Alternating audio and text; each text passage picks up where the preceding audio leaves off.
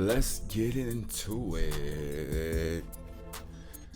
What's up? I'm back with another one. Just want to send a shout out to all the new subscribers out there. We're growing, and that's a good thing. But we're still a small channel. We're still under 100, but we'll get there. We'll get to that 1,000 subscribers. So I just want to send a shout out to all the new subscribers out there. Welcome to the channel. If you're not subscribed and this is your first time viewing the content, please hit that subscribe button for some of the best content on YouTube. So what we're going to talk about today is the Batman. The Batman. It's been released for 3 weeks now, and you hear a lot of rumors. A lot of critics said it's better than sliced bread. It's better than Christopher Nolan. It's a masterpiece. It's better than The Dark Knight. Really? So the Batman is a masterpiece. Okay, well, where does it rank in my opinion? Is it the worst Batman ever? Well, we're gonna find out.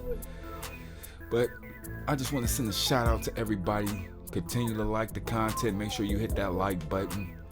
And always comment, because I'll always reply since this is a small channel. Don't be afraid to participate in the comments.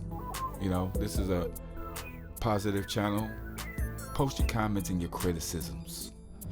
But look, I don't want to bore you, so let's get into it. Is the Batman the worst movie ever, in my opinion? Well, let's find out, shall we? Coming in at number 11. What is the worst Batman movie? It will be Batman and Robin. That's right, Batman and Robin. This movie is just so jokey, so hokey. Even for the 90s, no one really took this serious. You know, especially Arnold Schwarzenegger as Mr. Freeze. Like, no. It didn't work. It really didn't work. But, hey, this was 90s era. Joel Schumacher, he was hired to do a job, but this was garbage. It was garbage. Now, Alicia Silverstone as Batgirl, that was good because she was at the height of her career. So, this movie was just garbage. So, the Batman is not the worst Batman movie in my opinion, which is subjective. So, but the Batman does come at number 11. I'm sorry to all you Batman fans. This movie was just a joke. The editing was all over the place. The pacing was all off. Now, I would admit the Gotham did look good. It could have been better though. This movie could have been so much better. Matt Reeves did a poor job with this film. And the box office speaks for itself. It only sold 250 domestic and another 250 overseas. This is bad. And there probably won't be a sequel. I hate to break it to some of you people who think this is a masterpiece. No, it's not. And the box office proves that. This will probably go down as one of the worst Batman films of all time. I'm sorry, y'all. I'm sorry. I wanted to like this film.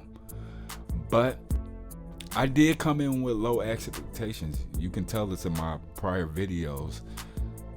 I came in with low expectations, and when I left the theater, my expectations just low. I can't believe they released this. This was a cash grab movie, whether you want to believe it or not. And the editing speaks for itself. It's trash. The movie's garbage. Number 10, Batman Forever. Now, this is a worst film too, but I must say This was the first live action in the 90s where Robin was introduced and the Riddler, Two-Face. I mean, it's crap, but this Riddler had more of a motivation than the Riddler did in the Batman. And at this time, Jim Carrey was at his prime. He was coming off Ace Ventura, Dumb and Dumber, and if you were 80s baby like me, he was coming off the In Living Color sitcom, because that's where I was introduced to Jim Carrey. So yeah, Batman Forever, number 10. And shouts out to Seal. He made that one to that soundtrack, Kiss from the Rose. Baby, you gotta be He really sung the shit out that song with his ugly ass. But hey, Batman Forever is at number 10, and yes, it is better than the Batman. I'm sorry, y'all. I'm sorry. Next is the animation Under the Red Hood. Oh, this wasn't a theater release, but this was one of the animations that was real good. This is the death of Jason Todd, where the Joker kicked his ass. And it has a lot of twists and turns, but this was an overall good animation movie, and I'll recommend it to you guys that haven't seen it. If you a Batman fan, you gotta see it. I'm hoping one day we'll get a live action Under the Red Hood, but you know, with WB&E bullshit, we never know. Coming in at number 8, Batman Sub-Zero. Yes, this is a good animation movie that came straight to DVD and VHS.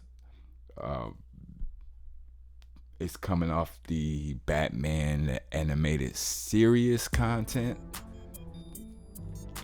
So this was really good. This has Batman, Robin, and Batgirl.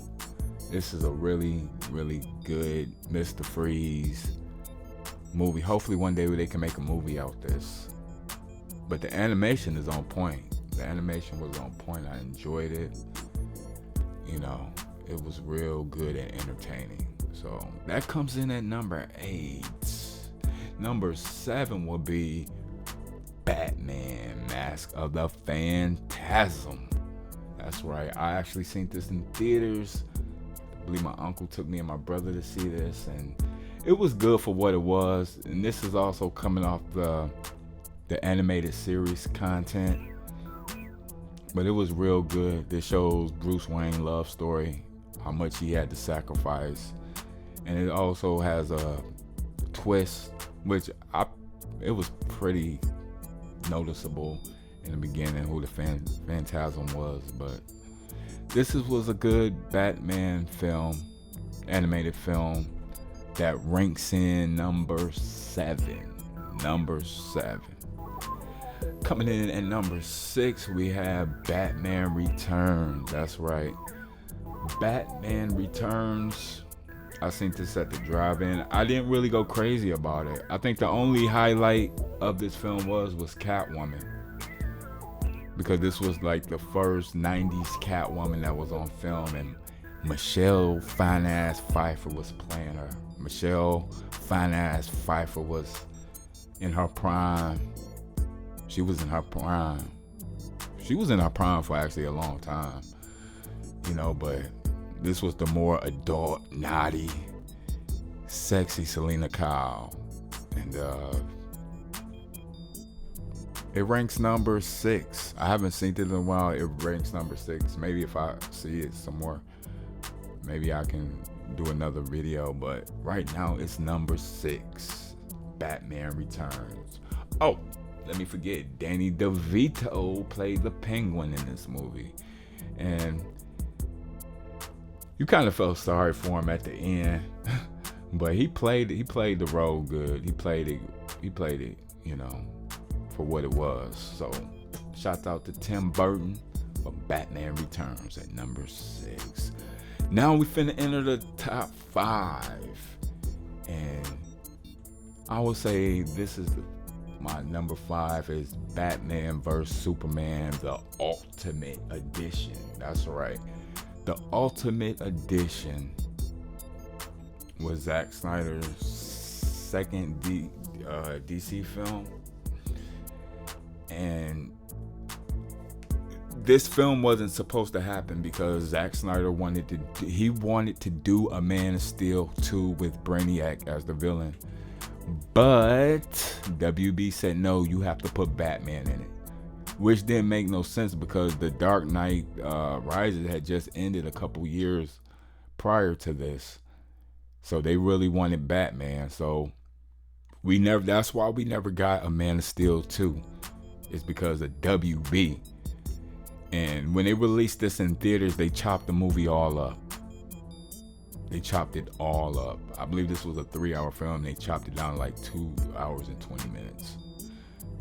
And that's why a lot of people had issues with this movie, because it wasn't Zack Snyder's whole movie. There was missing plots that could have made the story better. You know, and I know people have their nitpicks and stuff like that, but you can't deny that Ben Affleck pulled this Batman off. This Batman was scary. He was brutal. He was a brute.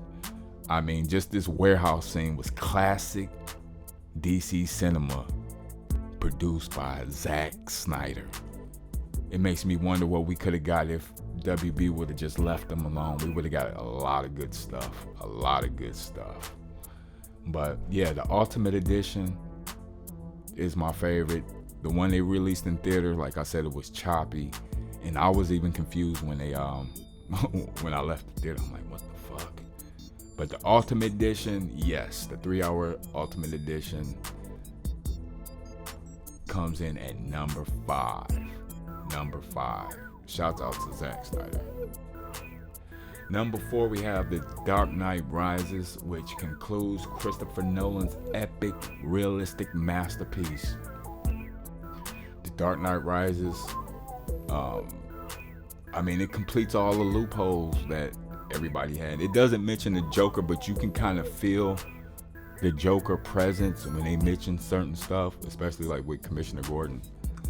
But this was a conclusion, and I would say even, yeah, there are some some nitpicks here and there, but it was good for what they had, because according to Christopher Nolan, they had a whole nother different story. They actually wanted to put the Joker in this one to be on trial or whatever, but unfortunately Heath Ledger had died like 2 weeks after they finished up film. I believe he did see the film, but he ended up dying like a couple weeks later. So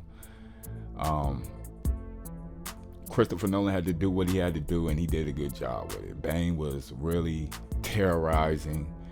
Now, like I said, there are some nitpicks. You know, it was kind of long and stuff like that, but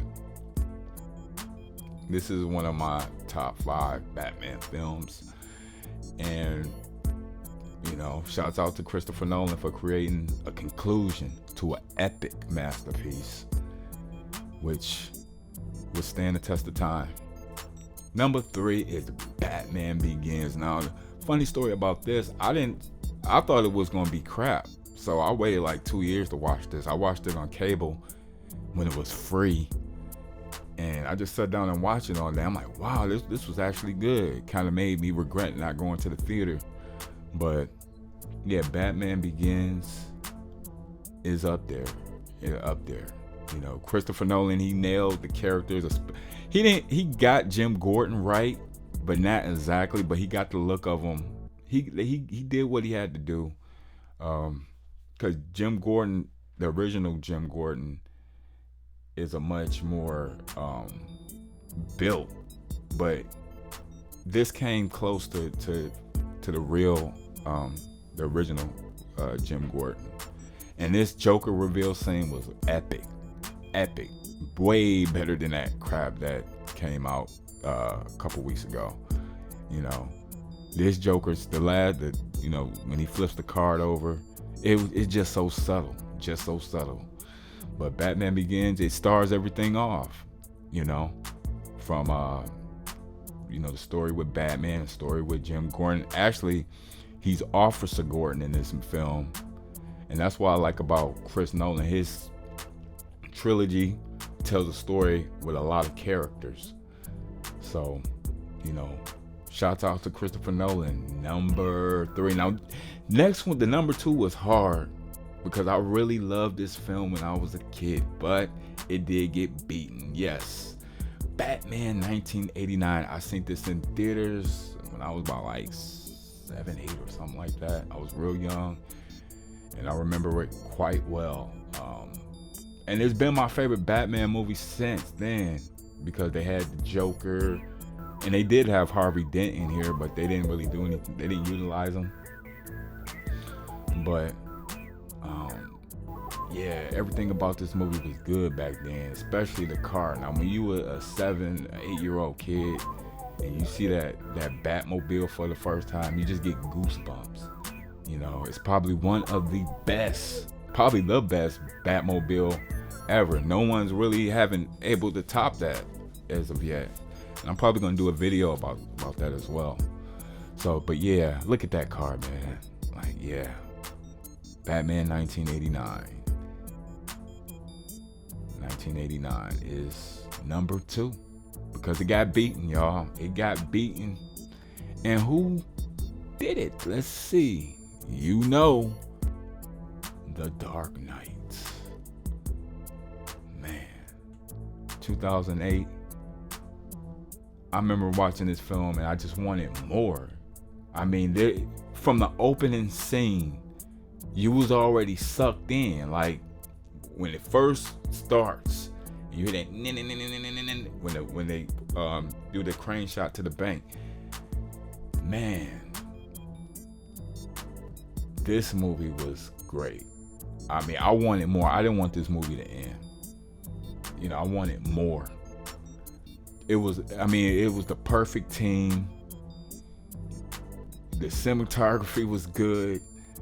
The acting with all the characters, not just Heath Ledger, but all the actors. It was just good, y'all. You can't deny that. The chemistry with these actors, you felt it. You know, you just felt it from every angle, from Lucius Fox to Kyle Reese. You seen and felt the presence of this movie. Christopher Nolan and his team, you can tell they worked hard. And if you watch the behind the scene footage, the designer who designed the Joker costume said she experimented with lots of purples and lots of stitches and everything to get his costume right. This is what teamwork is. And like I said, we can't just give Christopher Nolan and Heath Ledger all the credit. This was an all-around team effort, from Alfred to Lucius Fox to everybody. Everybody played their role in this movie, and they did a fucking good job. Now, would the Dark Knight be beaten? Yes, it will be beaten, but we're gonna be some old motherfuckers when it do. That's just the reality. It will be beaten. We're gonna be some old, and some of us probably not gonna even live to see it. You know, probably only the millennials, because I'm an older millennial, the millennials and the zennials and the generation after that. But it'll eventually be beaten, but it's going to take time, and it's going to take a hell of a creative team to outdo the Dark Knight. And I don't want nobody to say, well, you all on Nolan's job. You got it. No, you got to give credit to what credit is due. You know, he went full scale with this, with the Dark Knight. There's not even a dull moment in the film. Now, there is some nitpicks here and there. Of course, every movie has those. But it's just like every other scene just kept you engaged. The story kept you engaged. Even just the minor stuff.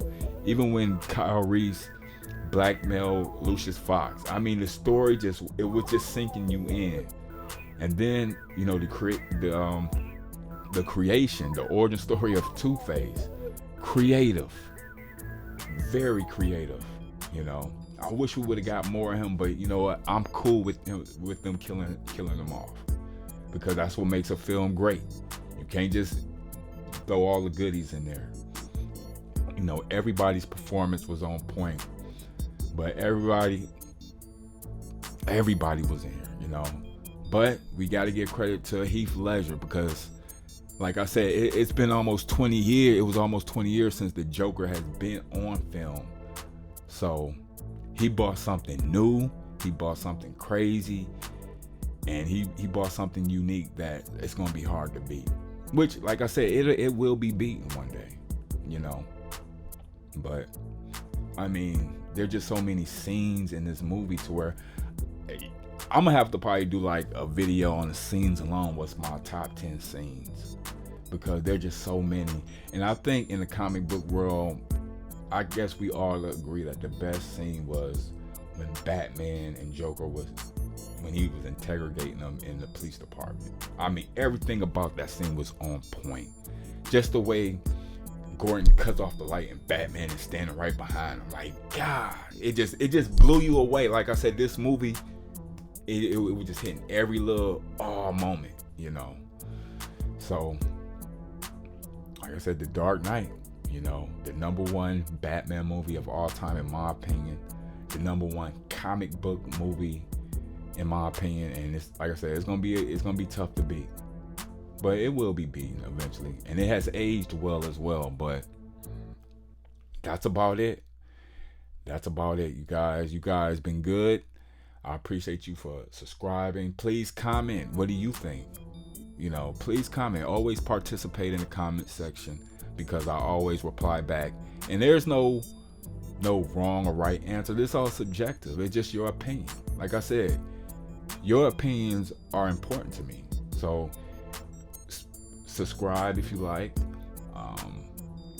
because we got to get to 1,000. But comment, and like I said, I always reply to comments. You know, I always take time on my day to reply to comments. So, and of course, leave your dislikes as well, because I know they're coming. You guys stay healthy. Peace. I'll see you on the next one.